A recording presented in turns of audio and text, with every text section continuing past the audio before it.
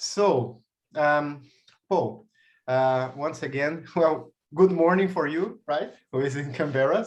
You mentioned 7 o'clock, so just starting your day. We're finishing ours here. We also would like to welcome Marcelo and Miceli for being here and sharing with us their initiatives related to the Prosocial movement here in Brazil. And thank you very much for all of you once again. And Paul, it's such an honor, such a pleasure to meet you in person. And on behalf of this group, we feel very grateful, very privileged for the generosity of your time. And so, as I mentioned in our emails, this is a group composed of business and thought leaders of many of Brazil's leading companies. And under this leadership program, we are debating critical issues every month based on a book that is selected to serve as the framework, as the starting point for the discussions. And this month, we talked about your wonderful book, Prosocial, in order to respond to the broader question, which is what can we do in order to increase the cooperation and the effectiveness of the groups we are part of. And of course, this is the second cycle of this leadership program. So there are people here who has done the first cycle last year, and there are people here who have started a new cycle this year.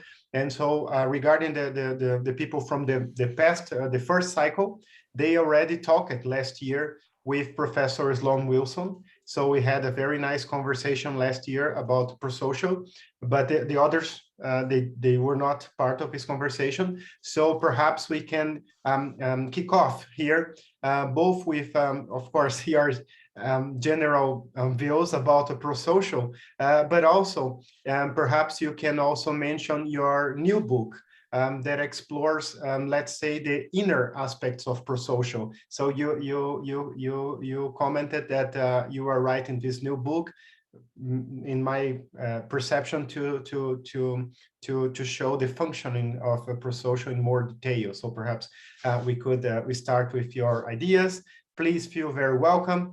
As you know, we have some questions here for you. We also will be very glad to listen to Marcelo and Miceli about their initiatives. And wow, it's a friendly meeting. It's an informal conversation. We just, once again, thank you for your time. Thank you.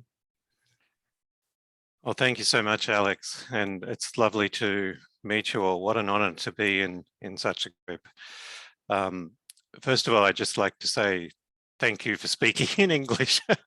I have no Portuguese, but I really am very conscious of being the one person who's speaking another language. And I understand your English is very good, but I greatly appreciate the concession to me.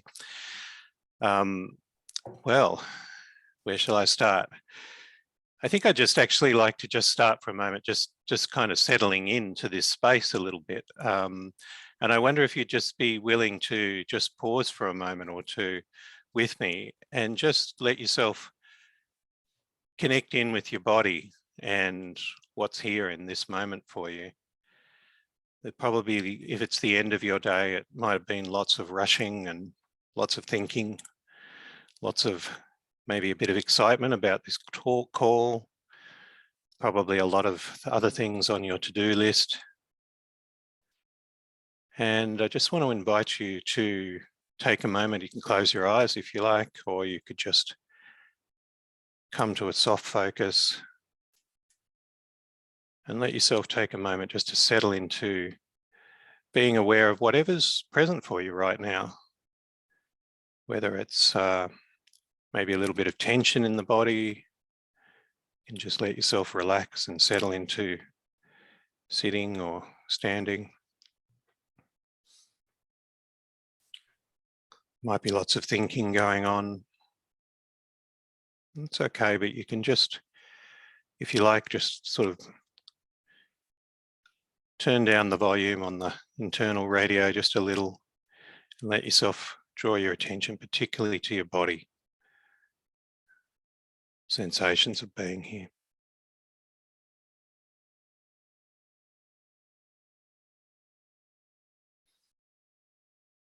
You might notice the movement of your breath in your body.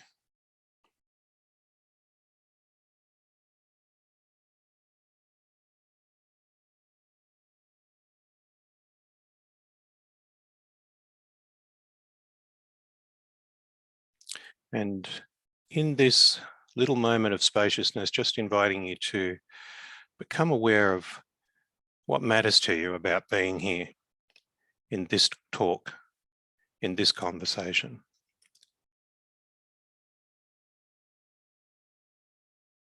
What's your intentions? What qualities would you like to bring to this session?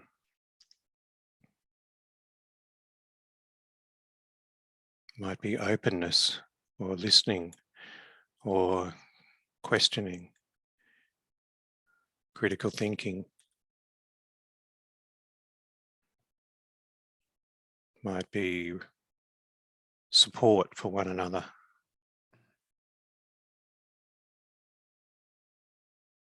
Learning. Support for your group, your organization. Letting yourself hold for a moment the question of what are my intentions in this moment? What are my values? What really matters to me?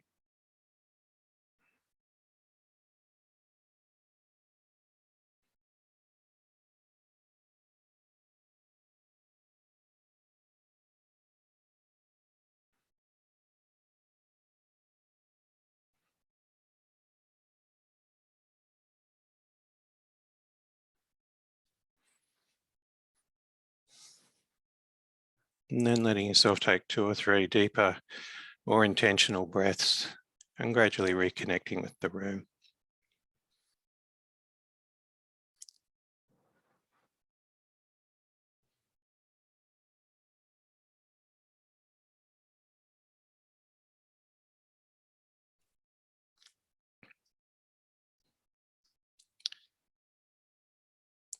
Thank you.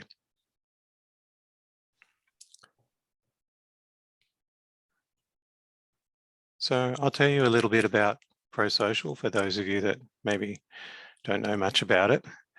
Can I get a sense of if anyone's read the book, first of all, just to like how many people have read the book? Yeah, a few people, a couple of people. Yeah, thank you. The book. Well, that's one of the books. So I'll give you a bit of an overview of what we're trying to do. Our mission statement is to consciously evolve a world that works for all, and building into that the idea of there's sort of 3 main ideas that Prosocial is trying to bring together. One is the idea of cultural evolution and the mechanisms of evolution, variation, selection and retention of what works to move us toward what we really care about. And so that little exercise that I just did is, well, obviously just settling in really, but settling into what matters to you in this moment. And a lot of what we're doing in Prosocial is just trying to get clarity on what really matters to me and what really matters to the group and what matters to the whole system in which it's operating. So evolution at multiple levels toward what we're trying to create. So that's evolutionary piece is really important for a kind of fundamental understanding of not only how change occurs through variation, selection and retention of what works, but also of who we are and who we have evolved to be, because there's a very misplaced idea that we're, the Homo Economicus idea that we are all selfish utility maximizers that are seeking to meet our own ends and compete. And so, the sort of notion of evolution, survival of the fittest individual. But one of the things that David would have spoken about to the group last year was that evolution doesn't just occur at one level, it occurs at the level of groups as well. So more cooperative groups are more likely to survive and reproduce their practices than less cooperative groups. So there's actually selection forces for cooperation not just for competition as well, but and those things are in a dynamic balance. But when we look at human systems, which are living systems that are evolving, their behavior is evolving, they're not machines, they're living systems. And we can see that there's selection pressures also for cooperation. And so one thing I will say to this group, because I know that this is a topic that comes up a lot when I speak with business groups, is yes, there's obviously a role for competition, and there's a role for healthy, there is a role for healthy competition, but the vision of competition within the prosocial sort of framework and within the evolutionary framework is that it's always contained within a bigger whole, which is cooperative, that it's always, we seek to, create, for instance, soccer teams. We choose an example of, do you call it soccer or football? We move between the two. I think you call it soccer. There is football. Yes, football. I'm sorry. Okay. Not the Australian football, okay? Yeah. My apologies. I should have translated. Football teams, obviously healthy competition within the broader context of a highly cooperative structure that allows the thing to occur. So it's always a context of competition within the context of what is the good of the whole. Okay, I digress. So one piece is about evolutionary theory. Another piece is about Lynn Ostrom's work on the commons. And Lynn Ostrom was a political scientist. Unfortunately, she died in 2012. But in 2009, she won the Nobel Prize for Economics for her work studying the commons. And then in 2010, she met David Sloan Wilson, and they worked together for a couple of years before her death to, let me back up a little bit. The commons, what we mean by the commons, most people think of the commons as a shared resource, like a piece of land. So in Boston, for example, there's the Boston Common, was a piece of land that people put their cattle on. Thank you. Put their cattle on to, raise them. And the idea that was raised in 1968 by Garrett Hardin in a paper in Science was the idea of the tragedy of the commons, that if you just have a free commons, everybody will put all their cattle on it until there's no grass remaining and the resources being completely exploited. So the tragedy of the commons is basically a story that says we're all selfish and we'll all exploit things as much as possible, even beyond what's good for the group. So a lot of Lynn Ostrom's work was about addressing that story, that we're all selfish utility maximizers, that we're all trying to get the most out of something. And what the commons what was recognized was that the commons is not just the resource, it's also the people on the resource, or the people that have a group that cares about the resource, and a set of agreements that they can create. So the commons, you shouldn't think of it as just the resource. It is commons plus a group of people with a shared purpose, plus a set of agreements that they can create to manage that resource. And what Lynn Ostrom did was study nearly 5,000 communities and groups around the world, and showed that, they varied in their effectiveness, as you'd expect, being human, but there were some groups that had done extraordinarily well in sharing resources over the years. There's a water management system in Spain that I've been studying recently. You may be aware of it. Tribunal de la Aqua, I think. I'm probably getting the name wrong, but anyway. Thank you. It's been operating for more than 1,000 years successfully to share a water resource in Valencia. And There were other examples that were equally effective and some that were almost as long-standing. What she found, Lynn Ostrom found, was that there were 8 design principles that were really important for elements of these agreements that helped groups to share a resource, to pursue a shared purpose for a very, very long time, beyond any one individual's lifetime. And these 8 principles, usually I present this with a slide, but if I can just give you a feel for the type of thing that they are.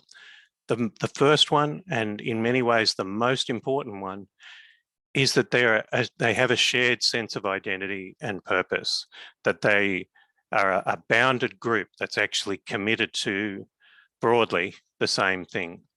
So I belong. Belongingness is really important, and also a sense of shared purpose to direct cooperation. The other ones you might have heard of, they're really things that we all know are important in business, but and in groups in general. But in some ways they've been distorted in our capitalist models.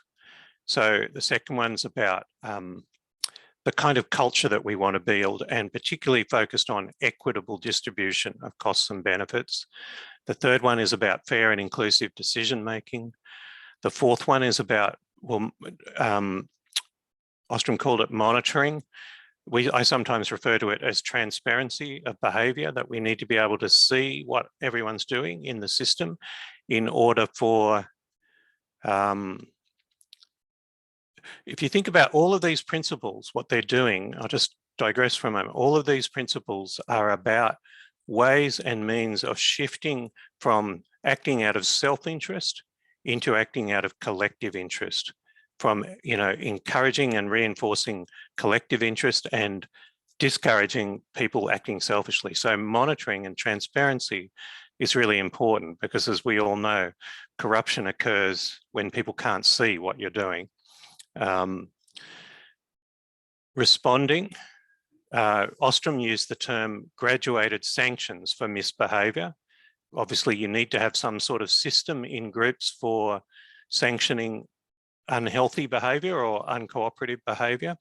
But in our Prosocial book, this was the one principle that we developed a little bit further beyond after Lynn had died. And it was in the book, the first book that I was lead author on. I was particularly keen for us to focus on reinforcement and celebration of healthy behaviours, as well as sanctioning of unhealthy behaviours, because clearly most of what you want to do in organisations is be focusing on creating more of what's good rather than less of what's bad. So shared purpose and identity, equity, inclusive decision-making, monitoring or transparency, and then graduated responding to encourage healthy behaviour and discourage unhealthy behaviour. Fast and fair conflict resolution mechanisms is number 6. Number 7 is about authority to self-govern. And number 8 is about creating systems of polycentric governance, where many-centered governance, where you can understand that the simplest way to understand this is using these same first 7 principles at the level of groups, so that, you know, groups need to have, if groups are going to cooperate with one another, they need to have shared identity and purpose. If they're going to cooperate with one another, then there needs to be equity between groups. There needs to be inclusion between groups in decision-making and so forth. So all of the principles apply at any scale of the system, which is one of the reasons why they're so interesting. And one of the reasons why I think Ostrom was a genius to frame them in these terms is because they're completely scalable to national economies, to the planet potentially. So the 2 bits I've reviewed so far, evolutionary theory and Lynn Ostrom's work, but the third bit is the bit that I started with, and it's my kind of specialty, I guess. I'm a organizational psychologist and social psychologist. And it's really the inner work that we bring to all of these things, because we could apply all of those principles in very rigid ways, but that's not going to help us so much in this day and age of needing to really work with how we perceive the world, how we sense the world, the sense that we make of the world, the reactivity that we bring to the world. For many of us, we're all stuck in patterns of running faster and faster and reacting. And, you know, on social media, it's all about getting kind of angry and polarized and so forth. And we need to be bringing an awareness to that of what really matters in this moment and how can I move there. And also an awareness of how our, not just what we love, but also what we fear and how that is driving our behavior reactively in going into fight, flight, freeze mode, if you like. So I've spoken quite a lot, and that's kind of just a general introduction. I haven't yet spoken about the ideas I want to develop in this next book, but I think I better pause just now and see if there's any questions that are arising. Yeah, I'd love to talk a little bit more about the dominant narrative and how I think that can change in our society to create big scale change. But that I'll pause for a moment. Alex, back to you. Just is there anything you'd like to ask, or would you like to? Yes, well, as you know, I have many questions as our audience here. And in a while, we're going to listen from also Miceli and Marcelo about their initiatives here in our country and in the region. But if I may, I'd like to kick off with two questions, okay? So to make use of my 5 minutes of fame here in the session. So the first one is to have a better idea. What is the reach of the pro-social movement today? I mean, how many people are engaged to it? Do you have an idea about how many organizations have implemented the pro-social method? And could you please share with us some examples of its implementations and in maybe in for-profit companies? So this is the first question for us to have a better grasp on the reach of the movement today, and as far as I have been following it, it's still, you know, spreading out, being disseminated, right?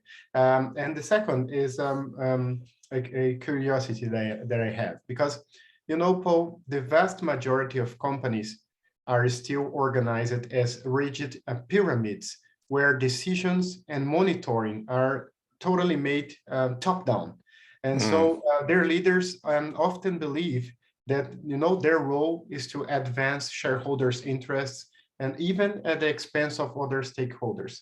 And on top of this, we have incentive systems that still focus on the individual rather than on the team, and also performance assessment systems that are designed to foster internal competition under the premise that this will in some way strengthen the company by promoting all its fittest members. So how do you see these practices and this overall mindset from the pro-social perspective, and to what extent thinking about companies and running them this way that I mentioned is compatible or totally incompatible with the pro-social method? So these are the two questions that I'd like to kick off here with you.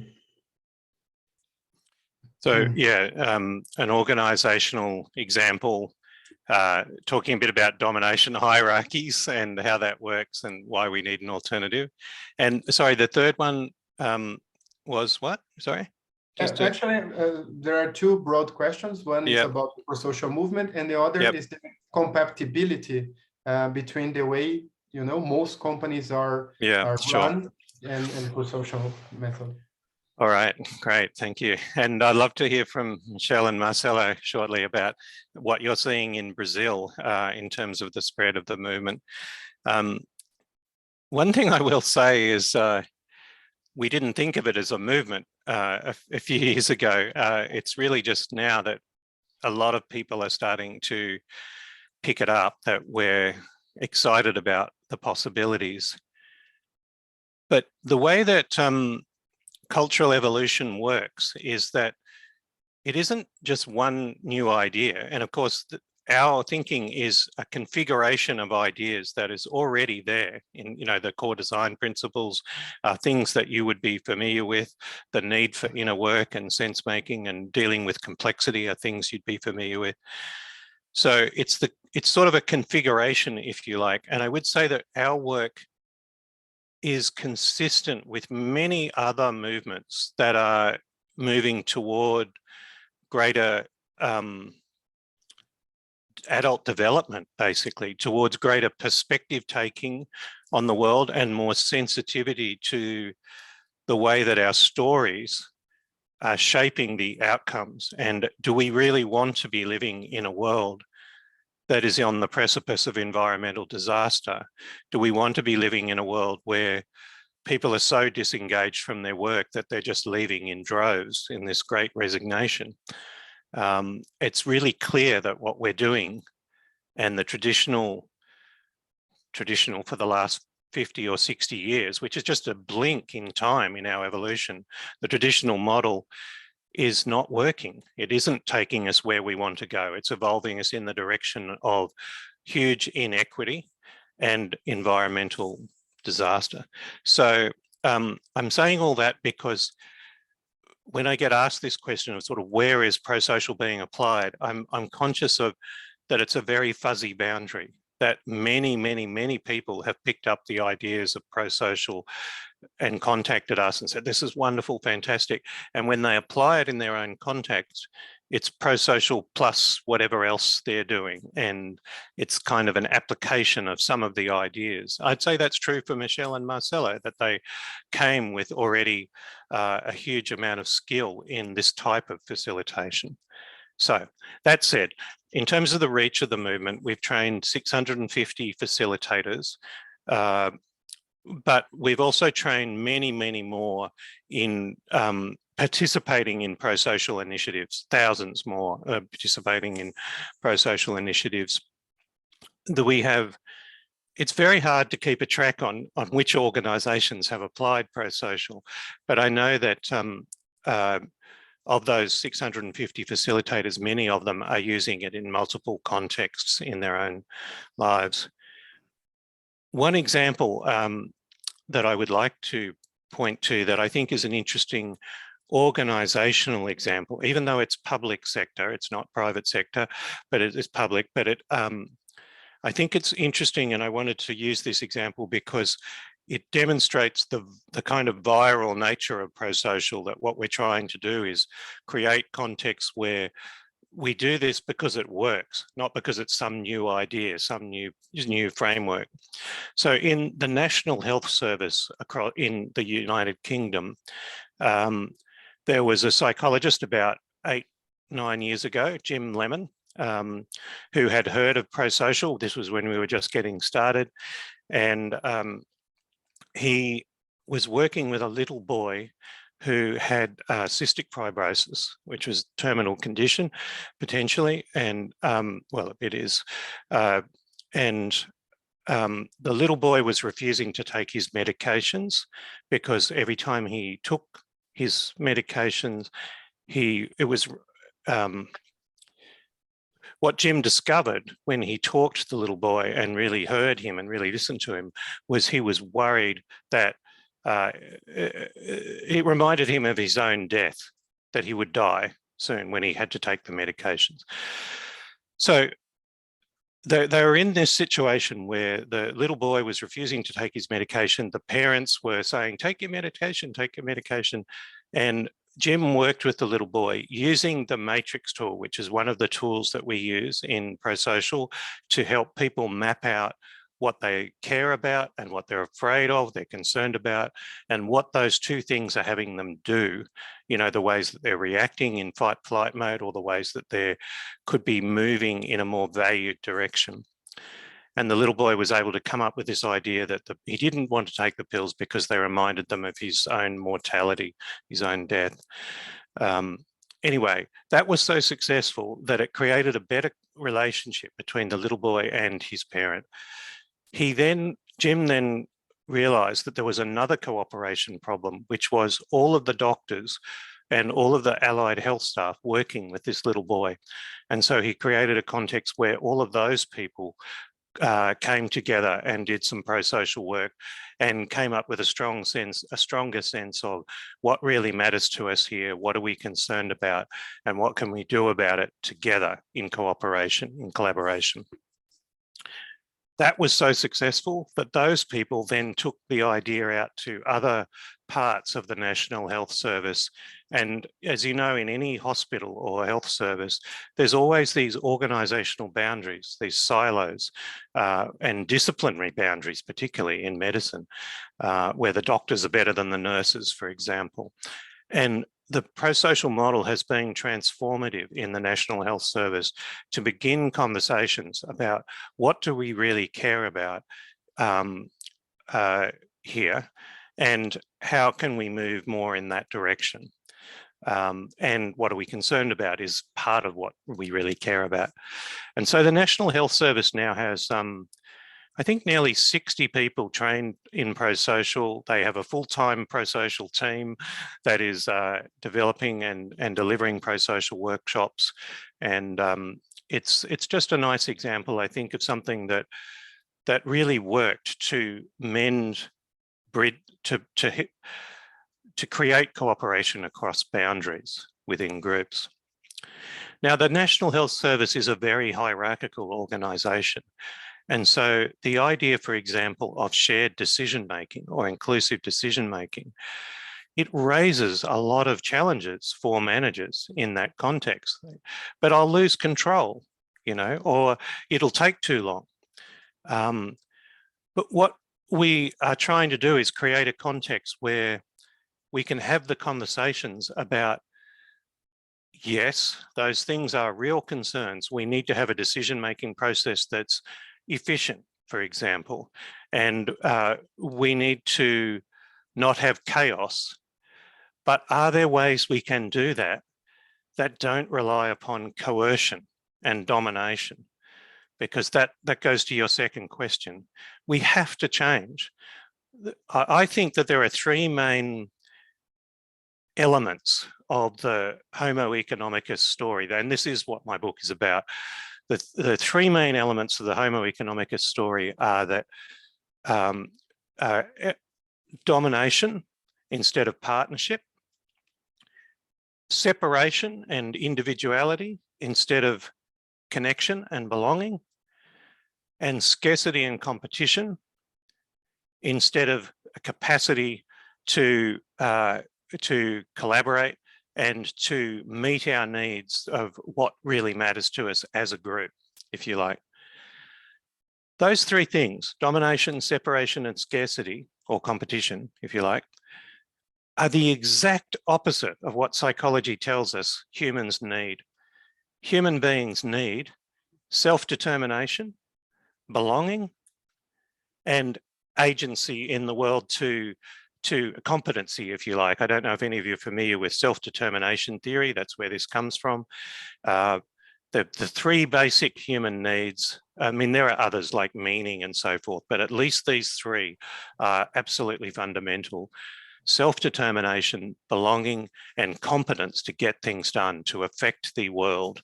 And they're the exact opposite of what the dominant story, both in economics, but also in corporations, has been. You know, the dominant story in corporations has been top-down hierarchy, as you say. And frankly, it just doesn't work. And the reason it doesn't work, A, is because our problems are far too complex and they need to be responded to much more quickly than hierarchy of power can ever create. But B, they're creating huge disengagement because we're treating people like machines instead of like elements of a living system, which is what we're trying to create. So I don't know if that's addressed all of the elements of your question or if you want to elaborate, but I'd love to just shift and hear a different voice from Michelle and Marcelo, maybe if that's okay.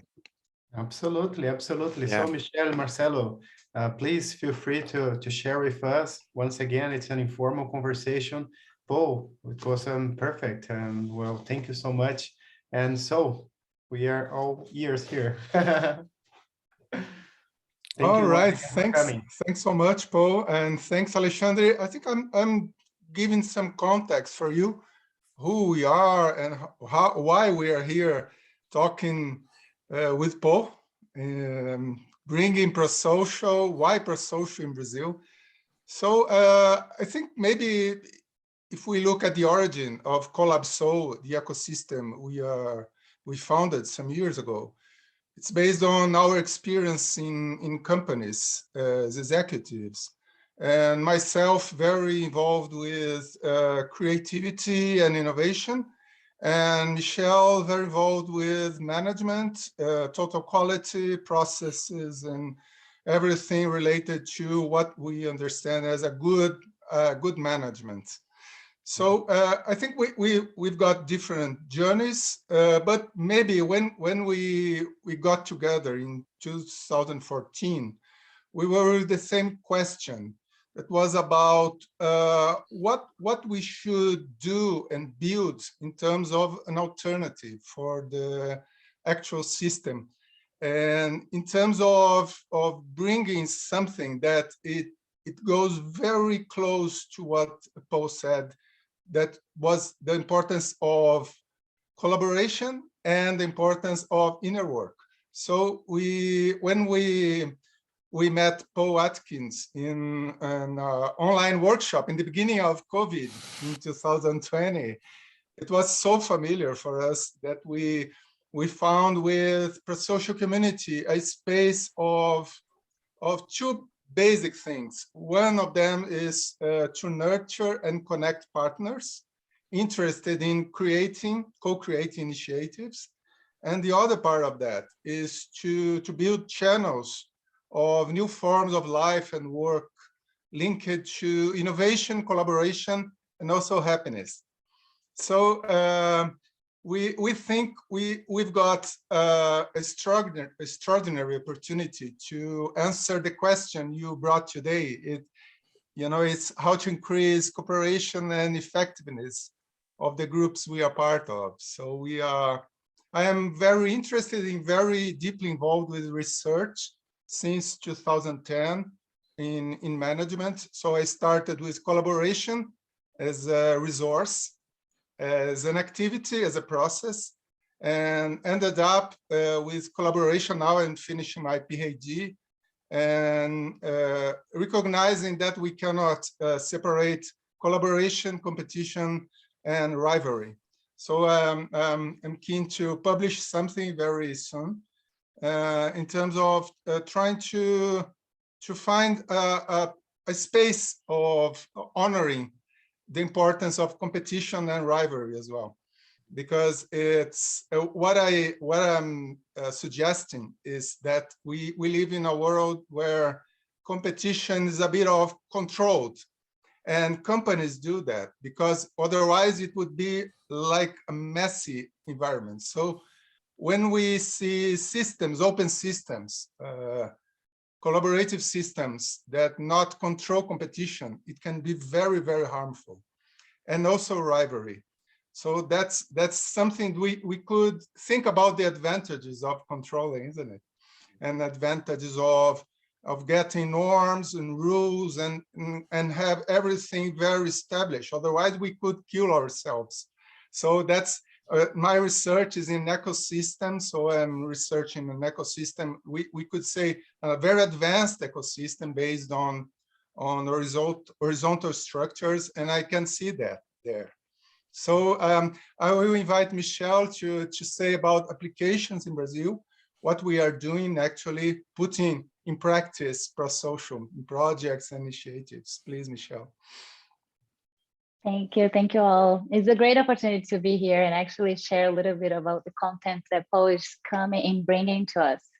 But one thing that I think is really important when we talk about our way of managing and where we are focused in our organization is actually what is the mindset that we are coming from, in the way and the inspiration and the goal and the purpose, why we would like to collaborate or do something different, or why we would like to do just an adjustment of what we're doing today. Like Paul said, like we come from revolution, industrial revolution, and most of our management system is coming from a way that everything that we see in our companies, organizations, like a machine. So by the time we see everybody as a resource, and then we have things to manage and tasks to be accomplished, maybe it's hard to come with a new idea that we need to build up something that goes beyond that, that is agreement between human beings and relationship that needs to be considered, that in the past, it was just kind of a workflow. It was just an arrow when it comes from here to here. And now we're taking that anything that comes from here to here has many different aspects that are alive in living beings.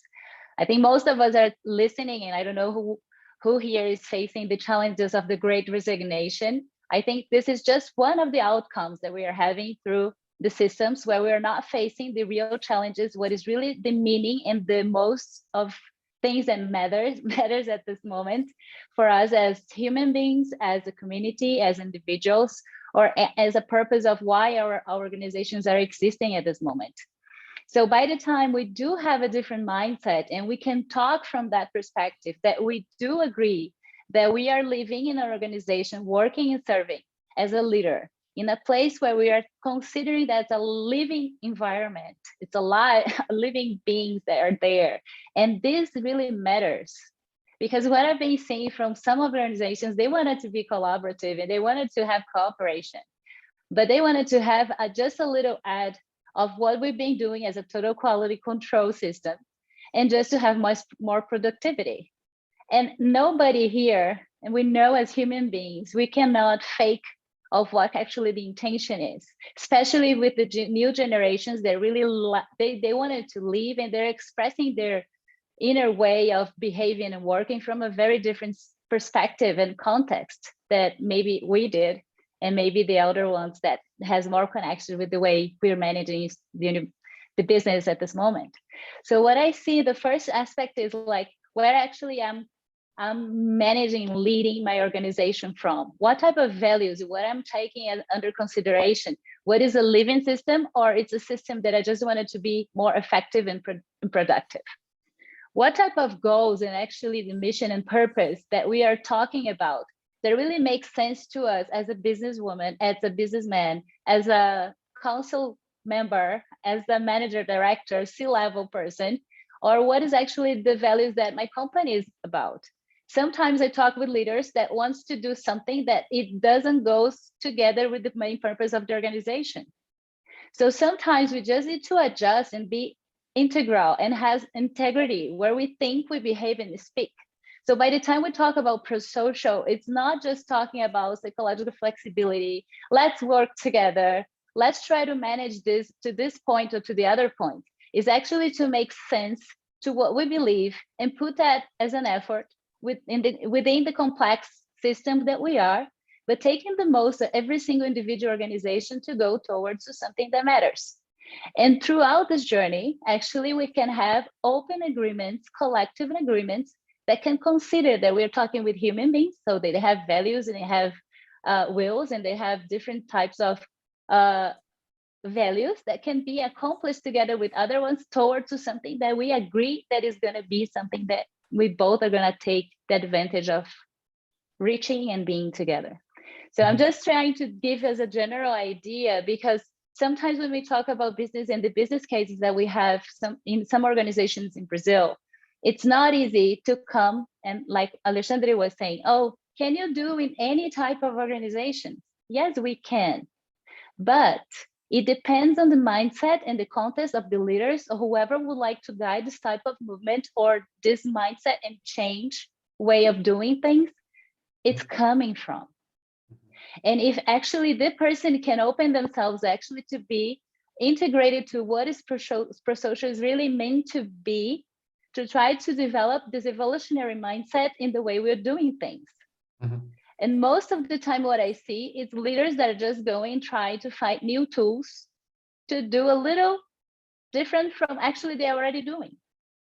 So I do this because in the governance, that's what I've been seeing a lot when we have ESG, political now opportunities, when we see all those different types of trends. Happiness is one that we've been focusing, they don't really want to have happiness in their governance. They wanted to have something that is just goes beyond, like a marketing thing.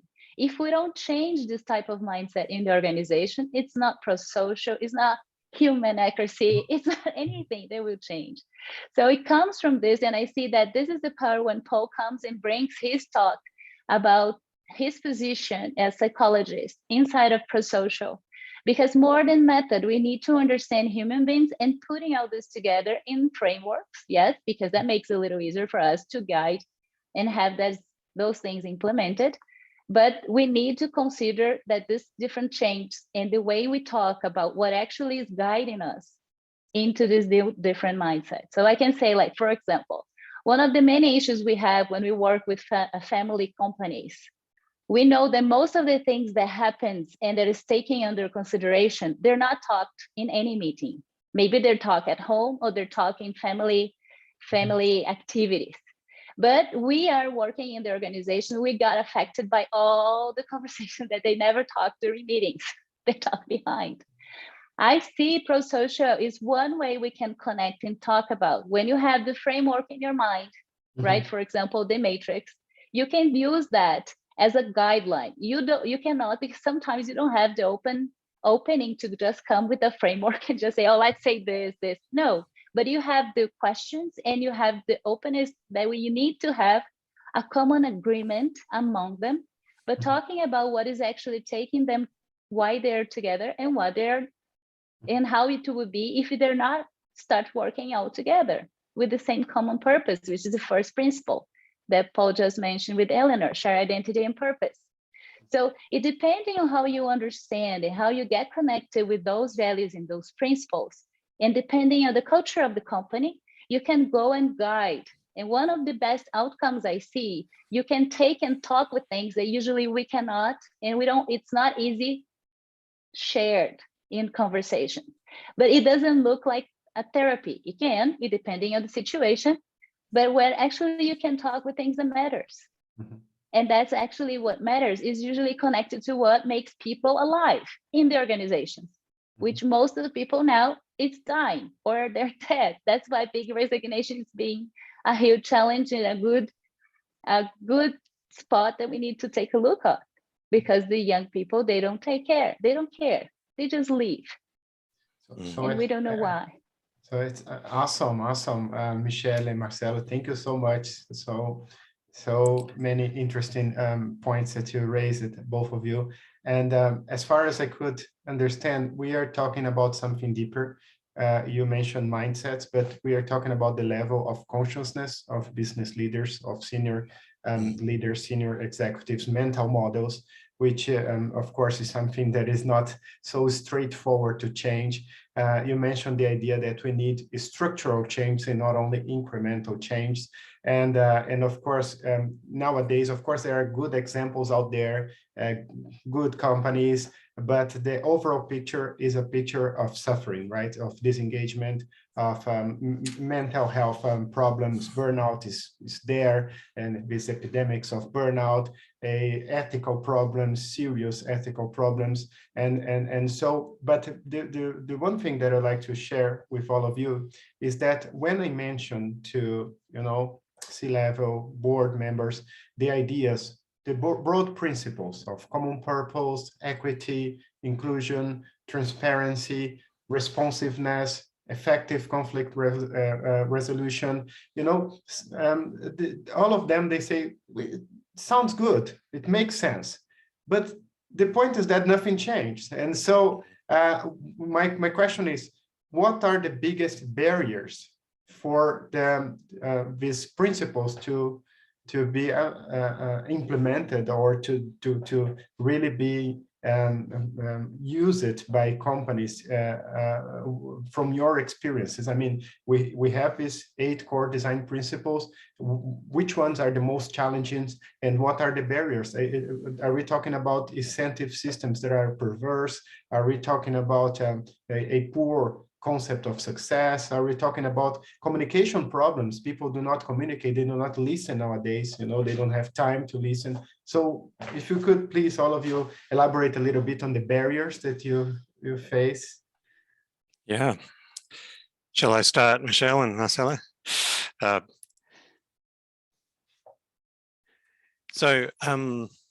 want to just say something up front and then I'll answer your question directly. But the thing I want to say is one of the reasons why I love working with Michelle and Marcelo is because they embody the mindset shift that I think we need.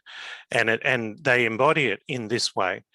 They care about their own ends, collab soul and their careers and their work and so forth.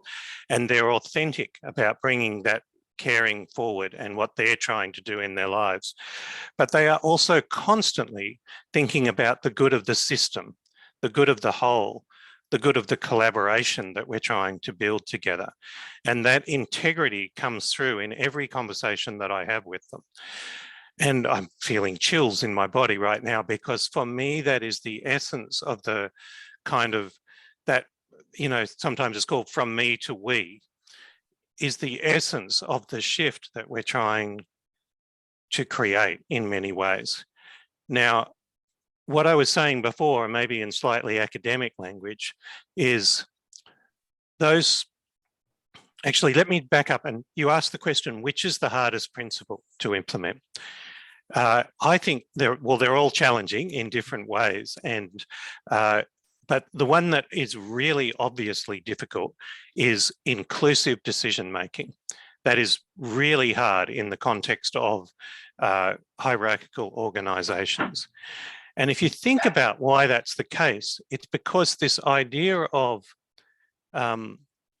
domination, power over, rather than power with, is so completely embodied in organizations and in life in general.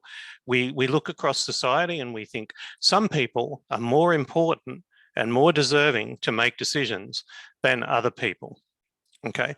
Now, it may be true that some people are more educated and more effective in making decisions in certain spaces, but it is not the case that some people have more right to control society than others. So I have a little saying in my own mind that I am no more nor less important than anyone else. Fundamentally, I'm not more important, I'm not less important. And so it's this balancing act. The traditional economic story has told us that we're all individuals and we need to get our own needs met. Yes, that's true. Markets work really, really well in some contexts, but it's also the case that we have to do that in the context of the larger whole. And human beings are superbly adapted to do that. We evolved, like 99.9% of our history was spent in small groups, working for the good of the whole. People who got above themselves and tried to control things were brought down by scorn and so forth. We're a deeply egalitarian species. And yet this narrative of even just, you know, the last few thousand years of more people, some people being able to accumulate great wealth, and that is equated with great importance, is just a relatively small part of our evolutionary history. And the bit that's about, you know, neoliberal thinking is even less than that. So the mindset shift is that underpins, for example, letting go of control a little bit in more inclusive decision making is really challenging for people. And that's what I was trying to say before. We need to find a way of being able to talk about, well, why would it be in your interests to let go of a little bit of control? Because obviously no one's going to do something that's not in their interests, that that would be irrational. But that's not the point. The point is to try to create a conversation where you can see, actually, it is in your long-term interests to create an environment where people feel they can make a genuine contribution. And to do that, I think we need to call into question those three main pieces about, you know, why we have power over rather than power with. We need to call into question, to what extent are we separate from one another? And to what extent are we actually, you know, like Martin Luther King said, I cannot be what I ought to be until you are who you ought to be. You know, we are entwined in that way. And the idea of competition being the only way of creating productivity. In fact, there are many, many situations where obviously cooperation and collaboration can contain healthy competition. So I think it's about creating that mindset shift in all of those spaces. Angela, I'm noticing you have a question or a comment. Yeah, but I don't know if Michelle or Marcelo wants to. Okay. If you want to add or. I can try, maybe, but like, oh, yes, do you want please, to Michelle, go, Marcelo? go Yes. on. It's just because what Alexandre was asking is just something that goes beyond, in that we have many different aspects that we can take into consideration to talk about barriers. Because barriers are not something that we can just say, okay, in each principle, we're going to have this type of challenges, because we're combining like three things that every time we talk about like management system coming from hierarchical structure and change into any different one, we take under consideration individuals and relationships. So any organization is based on model that we need to think and take under consideration the three aspects: individual as a whole, like the relationship that is in beyond. Usually we just talk about leaders and employees, and that's the only relationship that usually is focused on. And then we have the way that we build the structure, how we're going to manage the goals and the targets and the KPIs and the processes. But usually the process is just taking under consideration the biggest results you need to deliver from the organization, not taking under consideration the other two aspects, because they're focusing usually the results and the targets and the goals. So when we talk about the principles, we have different challenges depending on the level and the level of awareness and the openness of the type of system you would like to go to. So for example, if you bank to a very hierarchical organization, it's really hard to go to holacracy or to sociocracy straightforward, because the values combined, you're going to have different types of barriers that is going to be relating to values, behaviors, processes, and many other things that's going to go around. So when we think about changing and we wanted to be the change, try to start the movement, depending on the position that you are, I think this is the best strategy to start implementing and reflecting what type of values and what type of way of managing my people, or what type of structure I can actually start doing differently if I believe, and try to think about out of that, what is the path you can do? And according to that situation, you would see what principle is going to be the hardest one, because the way your organization is based and work at this moment, you would see straightforward the biggest challenge, and the principles are going to be the hardest ones and the most challenging ones.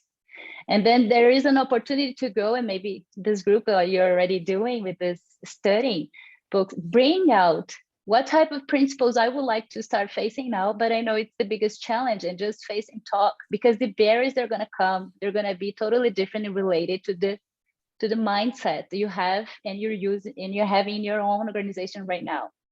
But what I see when we talk with the head leaders, so the president, the CEO, and then this person is actually engaging to this type of mindset, it's going to be much easier. In a way, you can start trying to bring a new design.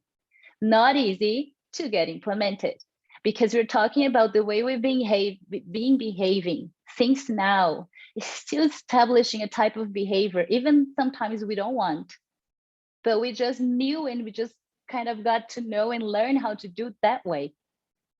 So when we start asking to do something differently, even ourselves as leaders, we need to start redesigning and rethinking how we're actually going to be integrated to what we actually are talking about.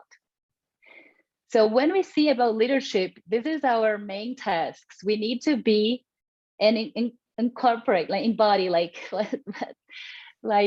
Paul was saying, like we need to embody what we wanted to actually do, so we can be an example in something we wanted to change. And some of the successes I see, some of the leaders that we had that decided to do, and they didn't know, they could be very open to the leadership, to the other leaders in their organization, to say and share. I can see the future of our business like this way. And we have all these challenges at this point. But at this time, I'm learning how to do it. And I want you to be all of you, like to be guided and give me the feedback of what I actually needed to learn.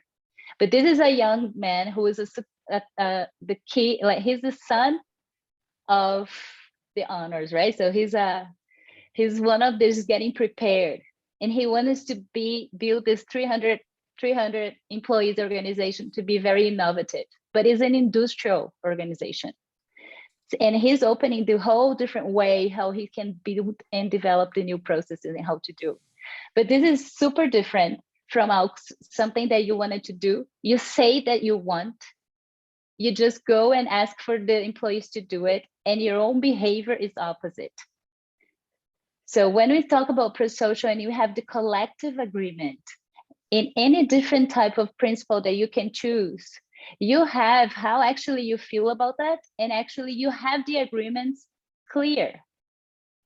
One of the things that I could see when I start implementing that in groups and organizations, I was so amazed about how much we can take out of a meeting, of an hour meeting, of what type of conversation in the deepening that we got, talking, just guiding and having that as a structure to talk and make the good questions that we needed in that meeting. So this is one of the things that I got amazed from Prosocial. I never thought, and I've been working in leading organizations as a consultant or facilitator in many, many different aspects. So if we do want to have this experience of having this openness and this awareness shared and agreed upon to do and work together towards something, I could see a very good result in organizations, in my own, right? And also in the organizations we're serving for. Excellent. I think. Angela, please. Well, it's I wanted first of all, thank you again, Paul, for being with us, and I would like to first share something that happened just before the conversation of your book that I remembered about the fairness, the different kinds of fairness that you have, and the need to include the person that it's deciding, right? And it was with my 4-year-old son, and he was very stressed with his sister, his 2-year-old sister, and because they were yelling, and he was very stressed because of a toy. And suddenly I remember the concepts, the different kinds of fairness, and I asked to him, what would be fair for you? Share the toy, or have 5 minutes with the toy and your sister would have 5 minutes with the toy? And then he just, I would like to have the 5 minutes. Mm-hmm. And then he transformed it, just like, it was like magic. And he was yelling, and then he came, let his sister sister play, and then he played, and then they started to play together, of course. But it was this, I wanted to share this slightly example, and about the power of inclusion and these different kinds of fairness, because for me it will be to share the toy, right, too. Yeah. And what I would like to ask Professor Paul is, I think it's a little bit with about what Lucio put it in the chat. It was, in fact, it's a challenge for me because I'm very involved with inclusion and diversity and equality practices, and I would like to know how can we deal with the integration, the need for us to integrate diverse people, minority groups, race, gender, sexual orientation, etc., especially in C-level, top-level management positions. And these top-level positions, they are of course, we know that they are composed by homogeneous groups, right? And how to deal with these homogeneous groups that, of course, have the groupist behavior more, I think, even more strong, I don't know, and how to build this sense of identity when you have these homogeneous groups and they don't know other kind of perspective. So they yeah, because privilege is it's invisible for the ones who have it, right? So how can we start this change when you have these homogeneous groups to build this sense of identity with diverse people? Yeah. Gosh, so much to work with there. I want to comment on your example with your son, first of all, if I may, because I think it's a beautiful story of you as a parent skillfully bringing an awareness of the bigger picture, not just, you know, you, but you and your sister. So you were bringing the whole system into the room. And a 4-year-old, once they are reminded of the bigger system, is able to act in a way that we would consider prosocial. And for me, that story tells how clearly we are evolved. We actually, if we can create context where we're thinking about the good of the system, not just ourselves, and conversations like that, we are evolved to naturally be more prosocial than we are. I see where we are now as a kind of distortion that's been created by a cultural narrative that's been so dominant. It's actually not, I mean, obviously humans are capable of great evil as well under certain circumstances, but it depends on the context, on the stories that we tell. And I think your story was a beautiful example of bringing awareness to the whole, and the fact that your daughter has needs as well. So really beautiful story, Angela.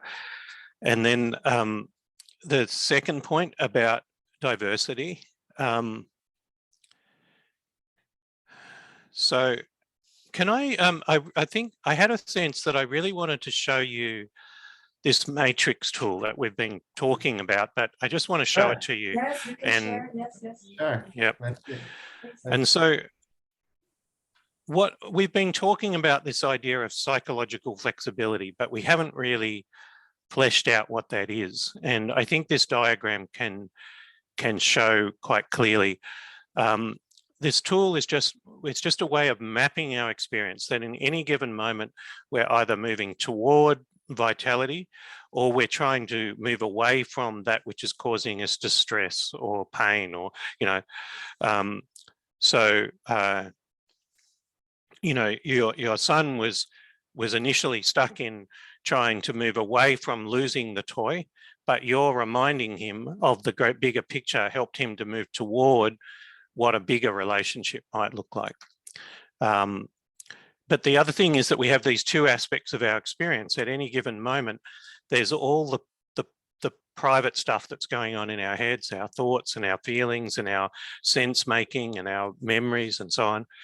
And then there's what we're actually doing with our hands and our feet and our mouths and in the world. What we find is that just separating out those two dimensions of our experience really helps people to become aware of what's going on for them in any given moment. And there are two dominant adaptive patterns that we are operating in any given moment. We can be conscious of what matters to us in the bigger context and acting in ways that help us move in the direction of that. You know, in this moment, wanting, for example, clarity of explanation and seeking to speak at a pace and in a way that provides that clarity, right? That would be a valuing loop. Or we can be in a distress loop where we're trying to control our experience to get away from pain. And, you know, like, let's say, for example, I thought, oh, maybe I'm not doing a very good job, I'll interrupt more often and try and convince people that I know a lot or something like that. Maybe people don't think I'm very knowledgeable or something. That would be a distress loop, you know, where I'm trying to be more assertive because I'm trying to cover up for my sense that maybe this isn't going very well. So what we're trying to do is to help people to contact the difficult thoughts and feelings that come up whenever you do anything that you really, really care about. If you're the CEO of a company, you face this every day. You're having to make decisions that you're wondering, am I going to fail? Is this the best thing we could be doing? Those are difficult emotional decisions. And if you're stuck in the distress loop, you might engage in reactive patterns, like trying to have more control, for example. And what we're trying to do is to use various techniques to help people open up and break out of the distress loop and into more this valuing loop, if that makes sense. So to come back to your question about diversity, I contact this all the time. I am privileged on almost every dimension. I'm white, middle-aged, English-speaking, male, you know, well-educated and so forth. And if I look at what it takes for me to give up power to make more room for other people, it's really challenging, because the first thing I encounter on that left-hand side of the matrix is I'm going to become irrelevant. I'm going to become, you know, I'll lose my privilege. It's not just privilege, I'll lose the things that have allowed me to get to where I am. There's great loss involved in that as well. And the only way I can create space for others, because creating diversity is about lifting underprivileged groups and also letting other, you know, having the privileged groups providing a bit more space. And you need both sides of that matrix, because it's also true for the groups that are wanting to step into more power, that there are all sorts of challenges on both sides of the matrix for them as well. They're going to be a lot more visible. They're going to be scrutinized more than other people and so forth. So I guess, I know it's not a clean, crisp answer, but it's obviously a very complex problem. But what I do know is that it's not about rules, just rules and regulations and affirmative action and the agreements we put in place. It's also about the capacity of us to not just be self-aware, but to manage our emotional responding so that we don't slide into automatic patterns of reactivity, because the system is maintained by automatic patterns of reactivity, particularly around power. So one last thing I would say is, when you create environments that are safe, we know from the work in Google, for example, about psychological safety, that when you create environments that are safe, diversity can happen much more easily. And so it's about also to go to that acronym that we used, ARC, awareness, relationships, and also creating a culture that is diversity supportive, that where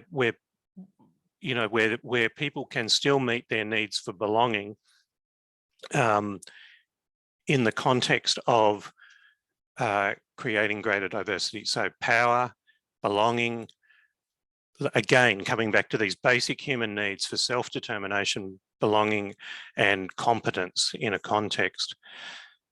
I'll stop there, but I hope that's a beginning of an answer. And yes, completely. Thank you so much. And I'd like just to know if these three ideals, the head, heart, and the hands, were inspired by Rudolf Steiner's work. It's funny you should ask that. My kids go to a Steiner school, but Yeah. it's become a general term that we've used a lot in. I think it's broadened now. Michelle and Marcelo, did you want to add anything to? And please, I propose that we open also for questions from the audience please. here. So please, folks, feel free. Does anyone want to make a question at this point? I would like to perhaps to complement, just to keep on our conversation, which is very, very interesting, because we come from a paradigm of predict and control in companies, and there is this obsession about controlling the future and controlling the behaviors of people so we can reach the goals. And of course, this need for control, and you as a psychologist, Paul, I assume it comes from an insecurity. I am not confident about myself, about the way we may react to the outer environment. So I start to become, sort of a control freak.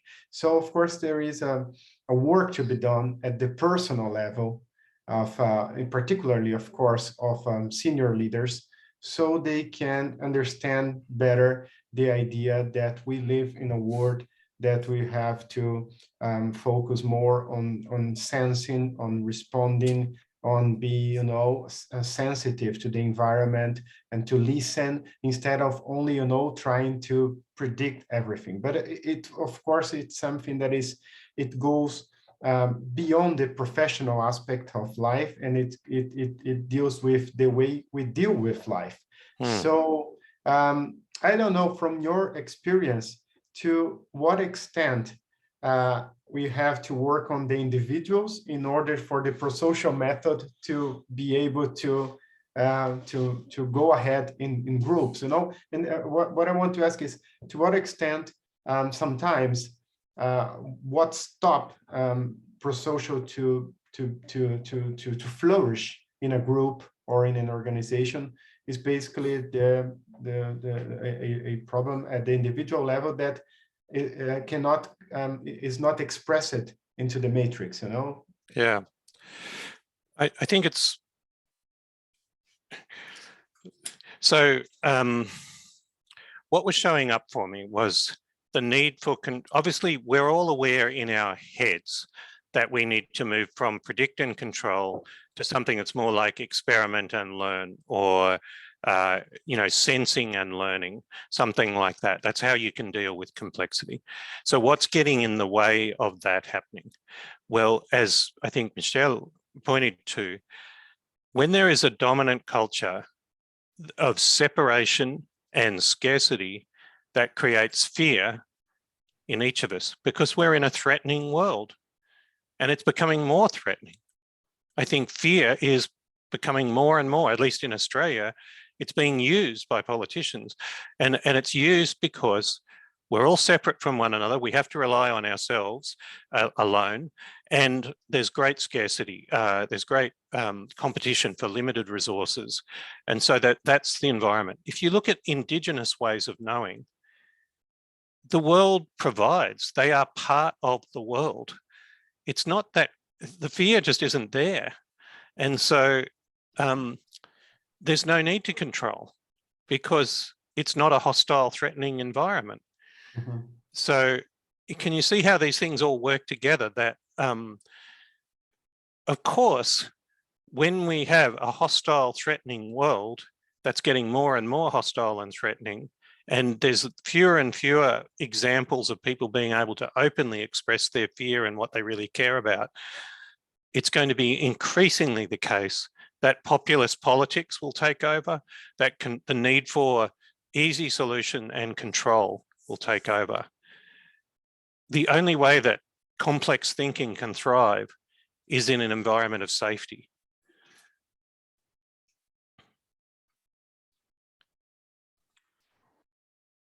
Well, I would like to add something, maybe in terms of, in practice, what we have been done in Brazil, maybe to look at three examples. One of them is a small scale project we have made with co-working owners. When you think of co-working spaces, you can see a collaborative mindset. So you should think about a more creative, open-minded space where people can find easy connections, they can share, you know, but that's not the case actually. Because sometimes we are not prepared to collaboration, and we found with the owners of this co-working space and also with the team, strong barriers, as Alexandre said. What are the barriers? I think the barriers are everywhere, but mostly based on the same mindset that prevent us to go beyond we can go when you think about our education, the way we work with companies before, for instance, like this couple opening up the co-working space, you know. So maybe sometimes collaboration is not easy, even in spaces based on collaboration. And another example we worked last year was with a social enterprise with a very, very strong social role based on supporting 300 women to produce fashion goods based on discarded materials from the automotive industry. And this work has been done very successfully, but you know, there's a lot of collaboration in that structure, isn't it?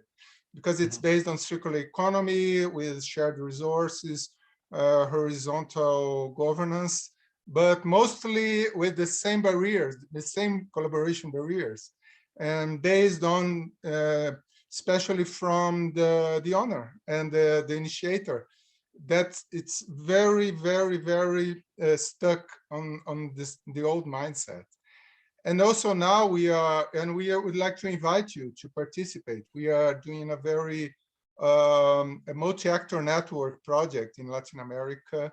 We are supporting a whole team of organizations based on different countries, funded by Untitled Charity Foundation from the United States. And we are trying to develop with this multi-actor network the same principles we want to develop in companies, you know, because based on the same ideas, we've got the same barriers.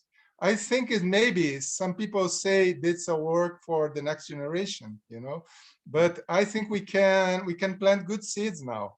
And the invitation for you is to participate with us, because we think we can develop in Brazil this mindset, but we cannot do by ourselves. We need to have support from you and other organizations, other movements. So we could, for instance, translate the Prosocial book to Portuguese and have more access to people. And something we'd like to talk to you. Maybe we can start that movement. And having the book as a good example, as a good reason for sharing more about that and do together other projects, you know. So this is a double invitation for translating the book. Fantastic, Marcelo. We have a small publisher, you know, in Brazil, so we can work on that for sure. It would be our pleasure, yes, and for all of us here to expand this network. So there are a lot of things to be done. There's a lot of goodwill here and in our expanded network. So yeah, absolutely. I think this is just a starting point, and so not the finishing line. So Angela suggested for us to take a picture to register this event here. Yeah. Smile. Everyone is with the smiley group. Yeah. 1, 2, 3. Wait a little bit. That Laura is coming. Mara, I don't know if Mara is coming, but 1, 2, 3. Okay, let me see. Good. Now, let me just wait a little bit. Yeah, perfect. Yeah, I have my final question here, which deals about, you know, conflict resolution, because we're talking about change. We're talking about, of course, starting from small groups, but every time we go to a certain group, we find usually a lot of conflict and including at the personal level, you know, a history of some resentment, not only among peers, but sometimes with the leader.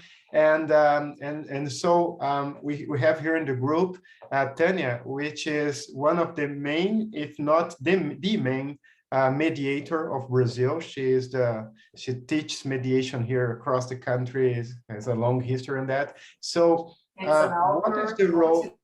Absolutely, yeah, an author and so on. But what is the role of conflict resolution, the relevance in the prosocial method, and how do you do when you approach an organization or even a small group in which you find this dynamic, this very bad toxic dynamic of separation, you know, and competition and absence of communication among people?